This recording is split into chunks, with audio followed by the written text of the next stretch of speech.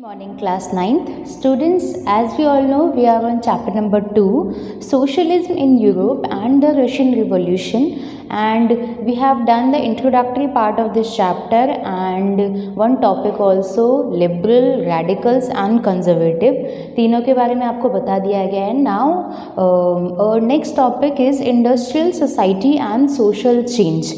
तो अलग अलग थिंकिंग मीन्स लिबरल की थिंकिंग हमने देखी, रैडिकल्स की थिंकिंग हमने देखी एंड कंजर्वेटिव की थिंकिंग हमने देखी. इन तीनों की थिंकिंग को देखते हुए हम ये अंदाज़ा लगा सकते हैं कि एट दैट टाइम सोसाइटी किस तरीके के चेंजेस से सफ़र कर रही थी या फिर किस तरीके का चेंज देख रही थी. अब क्या क्या चेंजेस आते हैं वो हम देखते हैं. Industrial society and social changes. इस टाइम तक आते आते इंडस्ट्रियलाइजेशन होने लग जाता है. That we will discuss in this point in detail.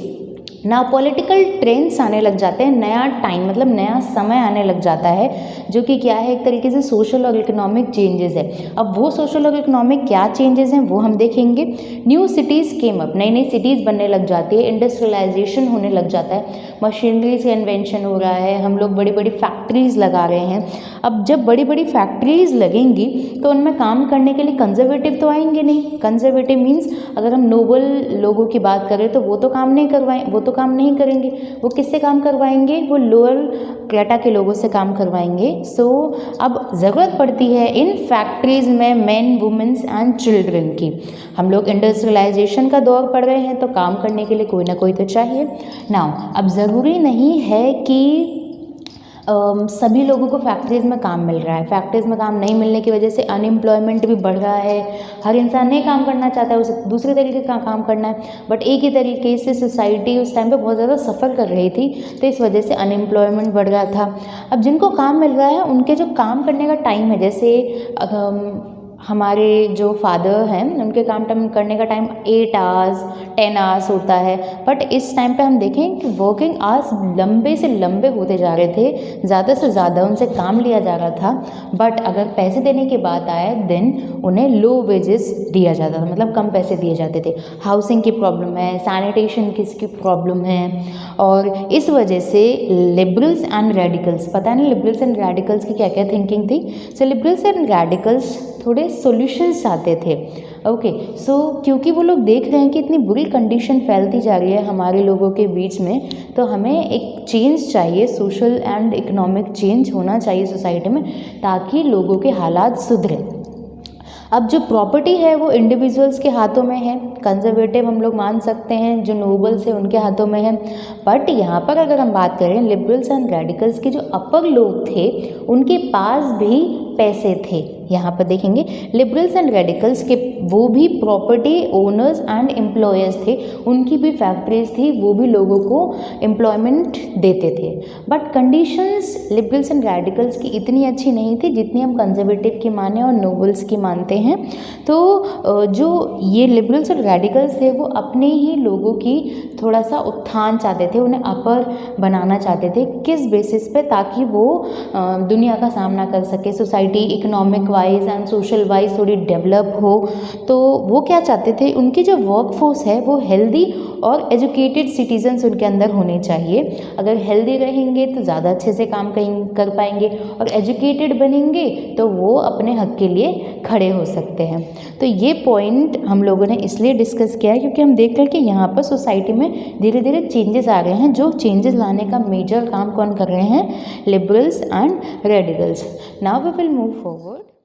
Now in the next point we will discuss that जो सोसाइटी है वो अपोज कर रही थी, means liberal and radicals oppose old privileges, old aristocracy means जो नोबल्स थे उन्हें birth से ही बहुत ज़्यादा प्रिविलेजेस मिली हुई थी. हम लोगों ने फ्रेंच रिवॉल्यूशन में देखा था, उन्हें टैक्स नहीं देना पड़ता था और भी बहुत तरीके से छूट मिलती थी उनको. इन सभी चीज़ों का, प्रिविलेजेस का अपोज किया जाता था by the radicals and liberals. They believed in value of individual efforts. उन्हें व्यक्ति की क्षमता पर या फिर व्यक्ति जो भी है उसे बर्थ के अकॉर्डिंग प्रिविलेजेस नहीं मिलनी चाहिए, उस चीज़ में बिलीव करते थे.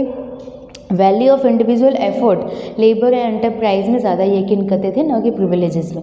नाउ वो क्या चाहते थे, वो चाहते थे freedom of individual, society would develop. जब हाँ आप लोग फ्रीडम, हर एक व्यक्ति को हर काम करने की फ्रीडम देंगे तभी सोसाइटी डेवलप्ड होगी। ऐसे अगर आप किसी पर्टिकुलर इंसान को ही सारी आज़ादी दे देंगे और बाकी जो है वो उनके गुलामों की तरह जी रहे हैं, तो इस तरीके से कोई भी सोसाइटी डेवलप नहीं हो पाएगी। Some nationalist like liberals and radicals, वो चाहते थे कि जो पर्टिकुलर उस टाइम पर 1815 की गवर्नमेंट है वो उनको एंड कर दे। रेडिकल्स का हमने देखा था और उन दोनों की थिंकिंग तो देखी थी। कुछ लोग चाहते थे फटाफट से ख़त्म हो जाए, जो गवर्नमेंट है आज की आज ही एक तरीके से ढह जाए, और वहीं पर दूसरी तरफ कुछ लोग चाहते थे धीरे धीरे ये प्रोसेस हो। पर दोनों लिबरल्स एंड रेडिकल्स दोनों का ये मकसद था कि गवर्नमेंट 1815 में जो है वो एंड अप हो जाए। France, Italy, Germany and Russia, जो रिवॉल्यूशनरीज़ हैं हमारे, रिवॉल्यूशनरीज़ कौन, लिबरल्स एंड रेडिकल्स, गवर्नमेंट की एंड तो चाहते ही हैं। तो अब ये चीज़ें रशिया तक ही सीमित नहीं है, अभी हम आगे रशियन रिवॉल्यूशन देखेंगे। फ्रांस में जो भी चीज़ें हुई है उनका इफेक्ट एक तरीके से पूरे यूरोप पे पड़ा है। तो यूरोप की जो कंट्रीज़ है, फ्रांस, इटली, जर्मनी और रशिया, वहाँ पर जो रिवॉल्यूशनरीज़ थे उन्होंने एग्जिस्टिंग मोनार्की को बिल्कुल मानने से इनकार कर दिया। मोनार्की मीन्स वही जो वापस वही जो रूल करते हैं राजा की तरह जो रहते हैं, जिनके पास सारी के सारी पावर्स हैं। ये सभी जो देश हैं उन्होंने वहाँ के रिवॉल्यूशनरीज में मोनार्की को ओवरथ्रो कर दिया। जो नेशनलिस्ट थे वो चाहते थे ऐसा नेशन क्रिएट करना जहाँ पर सभी को इक्वली ट्रीट किया जाए and all the people have equal right to vote. Okay, equal rights होने चाहिए, सभी वोट्स दे सकते हैं। एक ही पर्टिकुलर कम्युनिटी के पास सारे के सारे राइट्स नहीं हो, उन्हीं के पास सारा पैसा, सारे प्रिविलेजेस, बाकी सब सफ़र कर रहे हैं, वो बिल्कुल नहीं चाहते थे। तो रिवॉल्यूशनरीज़ ने एक इक्वल नेशन चाहा, ऐसा नेशन चाहा जब इस सभी को इक्वल राइट्स मिल सके। वही एग्जाम्पल हम देखते हैं रिवॉल्यूशनरीज़ में। तो गुजुपी मिज़ीनी इटली के ये एक हम बोलें तो थॉट या फिर फ़िलोसोफर थे। इन्होंने अपनी बुक्स के ज़रिए, इन्होंने अपने थॉट्स के ज़रिए लोगों को बहुत ज़्यादा इम्प्रेस किया था। 1815 की ये बात है, और तभी हम वो गवर्नमेंट वाली भी चीज़ देखेंगे, वो भी 1815 की है। So by this topic industrial society and social change, हम ये देखते हैं कि इंडस्ट्रियलाइजेशन आ जाता है। आफ्टर दैट सभी लोगों को काम करना पड़ता है।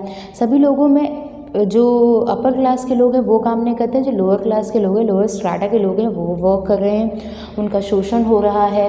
बट यहाँ पर रेडिकल्स एंड जो लिबरल्स हैं वो उनके पास भी प्रिविलेजेस हैं, उनके पास भी वैसे हैं, बट वो लोग क्या चाहते हैं, वो लोग डेवलपमेंट चाहते हैं अपनी सोसाइटी का, और इस डेवलपमेंट की वजह से वो एक तरीके से नेशनलिस्ट बन जाते हैं, रिवॉल्यूशनरीज बन जाते हैं और गवर्नमेंट की एंडिंग चाहते हैं। एंड ऐसा समाज, ऐसे nation they want to create in which all the people have equal rights. एक एग्जांपल हमने गुजुपी मिज़ीनी का इटली से रिलेट करते हैं वो करके देख लिया है। नाउ वी विल डिस्कस और next topic in the next class.